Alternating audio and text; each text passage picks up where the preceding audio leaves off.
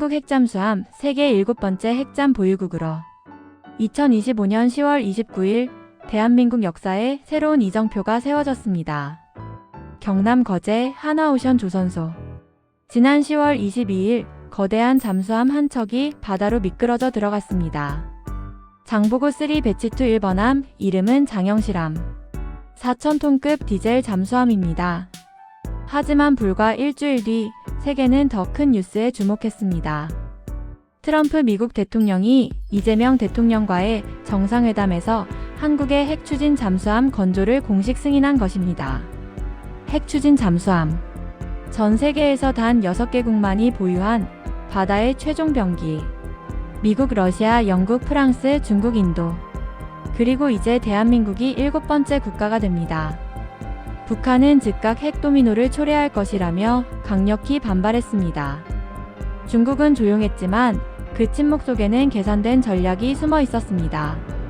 40분간 여러분께 대한민국이 어떻게 세계 7번째 핵잠수함 보유국이 되는 역사적 순간을 맞이했는지, 그리고 이것이 의미하는 바가 무엇인지 말씀드리겠습니다. 일부 핵추진 잠수함이란 무엇인가? 바다속의 유령 핵잠수함. 일반 디젤 잠수함은 며칠에 한 번씩 수면 위로 올라와 공기를 마셔야 합니다. 배터리를 충전하고 엔진을 돌리기 위해서죠. 이 순간 잠수함은 가장 취약합니다. 적의 레이더에 포착되고 위성에 노출됩니다. 그러나 핵추진 잠수함은 다릅니다. 수중 작전 기간 디젤 잠수함 2-3주 대 핵잠수함 수개월. 최고 속도 디젤 20노트 대 핵잠수함 30노트 이상. 작전 반경 디젤 8,000km 대 핵잠수함 무제한. 수중 지속시간 디젤 며칠 대 핵잠수함 수개월. 핵잠수함은 한번 바닷속으로 들어가면 몇 달이고 떠오르지 않습니다. 음식과 승무원의 체력이 허락하는 한 영원히 바닷속에 머물 수 있습니다. 소음은 거의 없고 추적은 불가능에 가깝습니다. 진정한 의미에 보이지 않는 억제력입니다. 왜 핵잠수함이 필요한가? 이재명 대통령은 트럼프에게 이렇게 말했습니다. 디젤 잠수함으로는 북한이나 중국 측 잠수함 추적 활동에 제한이 있습니다. 북한은 이미 70여 척의 잠수함을 보유하고 있습니다. 중국은 핵추진 잠수함을 포함해 60여 척의 첨단 잠수함 전력을 운용 중입니다. 우리의 디젤 잠수함으로는 이들을 충분히 감시하고 추적할 수 없습니다. 며칠마다 수면 위로 올라와야 하는 디젤 잠수함으로는 끊임없이 바닷속을 누비는 핵잠수함을 따라잡을 수 없습니다. 2부. 역사적 순간 한미 정상회담. 2025년 10월 29일 그날 워싱턴 DC 백악관 집무실. 이재명 대통령과 트럼프 대통령이 마주 앉았습니다. 의제는 많았습니다. 북핵 한미동맹 경제협력. 하지만 가장 중요한 한 가지가 있었습니다. 핵추진 잠수함. 이 대통령은 직설적으로 말했습니다. 북한이나 중국 측 잠수함을 추적하는데 디젤 잠수함으로는 한계가 있습니다. 핵추진 잠수함의 연료를 우리가 공급받을 수 있도록 결단해달라. 트럼프 대통령은 다음날 답했습니다. 한국의 핵잠 건조를 승인한다. 조인트 팩트시트. 역사에 기록된 합의. 10월 30일 한미 양국은 조인트 팩트시트를 발표했습니다. 핵심 내용. 1. 한국의 핵추진 잠수함 건조 승인. 2. 우라늄 농축 및 사용 후 핵연료 재처리 권한 부여. 3. 북한의 완전한 비핵화 목표 재확인. 4. 한미동맹의 핵 확장 억제 강화. 특히 주목할 점은 우라늄 농축과 재처리 권한입니다. 핵잠수함은 고농축 우라늄을 연료로 사용합니다. 이제 한국은 자체적으로 이 연료를 만들 수 있는 기술적, 법적 권한을 갖게 됩니다. 이는 사실상 준핵 보유국 지위를 의미합니다. 세계 7번째. 그 의미. 현재 핵추진 잠수함을 보유한 국가. 1. 미국 68척. 2. 러시아 38척. 3. 중국 12척. 4. 영국 11척. 5. 프랑스 10척. 6. 인도 2척. 7. 대한민국 진행 중. 여기에 호주가 오커스 협정을 통해 2040년대 핵잠수함 도입을 추진 중입니다. 한국은 호주보다 15년 이상 앞서 핵잠수함을 운용하게 됩니다. 3부. 북한의 분노와 계산된 반응. 핵 도미노를 초래할 것. 북한의 반응은 즉각적이고 격렬했습니다. 11월 18일 조선중앙통신 논평. 미한의 대결 의지와 더욱 위험하게 진화될 미한 동맹의 미래를 진상하고 있다. 당위적이며 현실 대응적인 조치를 취해 나갈 것이다. 북한이 특히 분노한 포인트. 1. 북한의 완전한 비핵화 표현. 기존 한반도의 완전한 비핵화에서 변경. 북한. 우리 국가의 실체와 실존을 부정한 것. 2. 한국의 핵잠수함 보유. 자체 핵무장의 길로 나가기 위한 포석. 핵 도미노 현상을 초래하고 치열한 군비 경쟁 유발. 3. 우라늄 농축 및 재처리 권한. 준 핵 보유국으로 키도드말 발판. 하지만 수위는 낮았다. 흥미로운 점은 북한의 대응 방식입니다. 고위 당국자의 공식 담화가 아닌 조선중앙통신 논평이라는 비교적 낮은 수위의 형식을 선택했습니다. 전문가들의 분석. 홍민통일연구원 선임연구원은 한미의 합의사항이 어떻게 이행될지 불확실한 상황이라고 판단하고 일단 가장 낮은 수준에서 포괄적으로 대응을 한 것으로 분석하고 있습니다. 북미 대화 여지를 완전히 차단하지 않으면서도 입장을 표명한 것.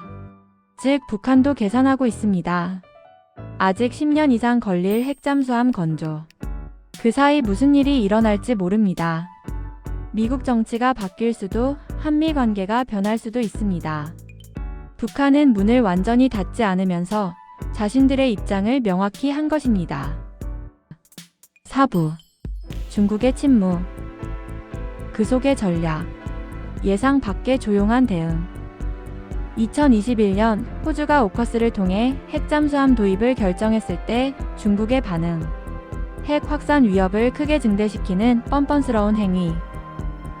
격렬한 비난, 외교적 압박, 경제 보복까지 이어졌습니다. 그런데 2025년 한국의 핵잠수함 건조 승인에 대한 중국의 반응.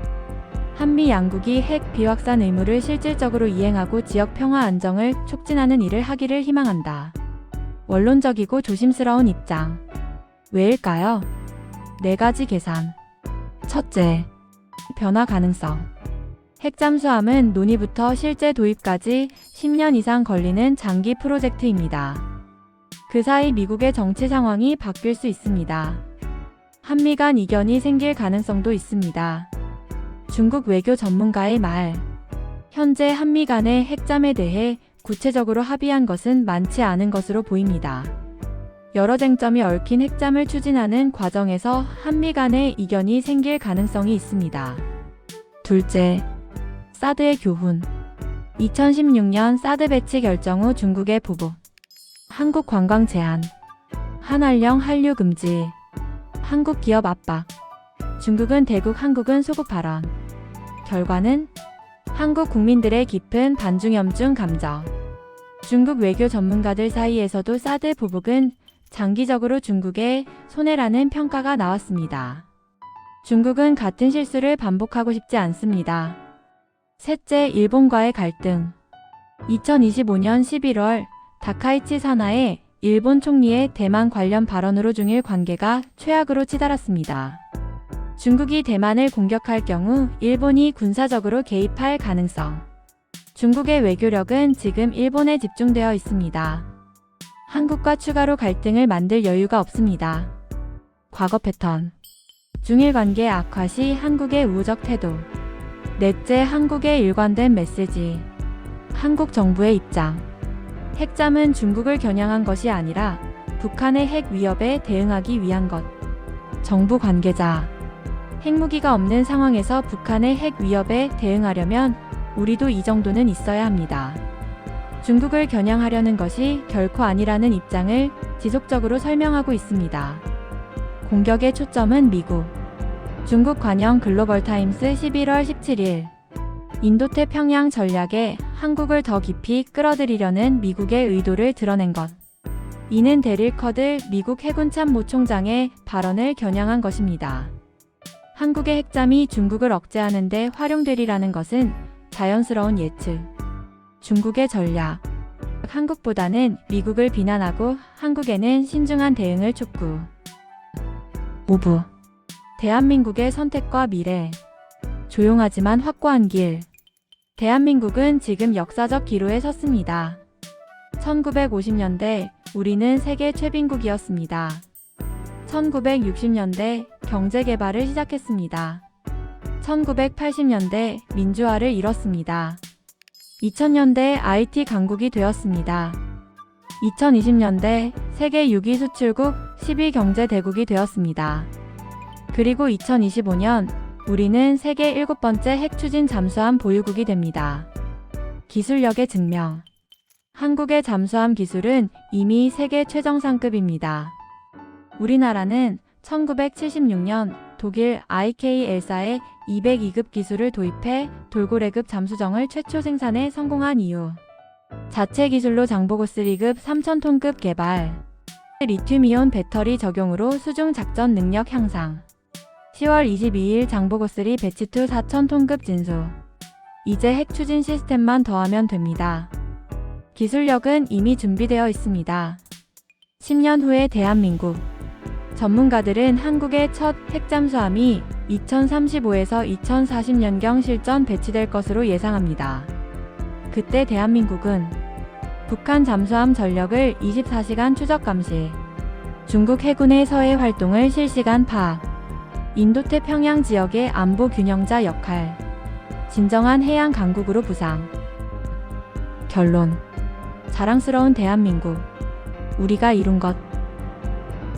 70년 전 폐허에서 시작한 나라. 30년 전 잠수함 기술이 전무했던 나라. 오늘 우리는 세계 7번째 핵 추진 잠수함 보유국이 됩니다.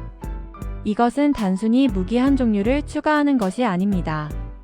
이것은 대한민국의 기술력, 경제력, 외교력이 만들어낸 역사적 성취입니다. 북한의 반발. 예상된 일. 북한이 반발하는 것은 당연합니다. 그들의 유일한 비대칭 전력이 무력화되기 때문입니다. 하지만 우리는 명분이 있습니다. 북한은 핵무기를 가졌습니다. 우리는 핵무기 없이 방어합니다. 핵잠수함은 방어수단입니다. 중국의 침묵, 존중의 표시. 중국이 조용한 것은 우리의 성공을 인정하는 것입니다. 사드 때처럼 함부로 압박할 수 없는 나라. 일본과의 갈등 속에서 함께 가야 할 나라. 지식경제 대국이자 첨단 기술 강국. 중국도 이제 대한민국을 함부로 대할 수 없습니다. 우리의 자랑. 여러분. 여러분이 살아온 시간 동안 대한민국은 기적을 이뤘습니다. 보릿고개를 걱정하던 나라에서 세계를 선도하는 기술 강국으로, 북한의 위협에 떨던 나라에서 자주국방을 실현하는 당당한 나라로, 핵 추진 잠수함은 그 여정의 또 하나의 이정표입니다. 10년 후를 기대하며 2035년 첫 핵 추진 잠수함이 바다로 나갈 것입니다. 태극기를 단 그 잠수함은 조용히 그러나 강력하게 우리의 바다를 지킬 것입니다. 북한의 위협으로부터, 외부의 침입으로부터 우리의 자유와 평화를. 대한민국 만세. 디젤 잠수함으로는 한계가 있습니다. 우리에게는 핵 추진 잠수함이 필요합니다. 이재명 대통령 2025년 10월 29일 한국의 핵잠 건조를 승인한다. 도널드 트럼프 미국 대통령 2025년 10월 30일 역사는 기록되었습니다. 대한민국은 계속 전진합니다. 대한민국 만세.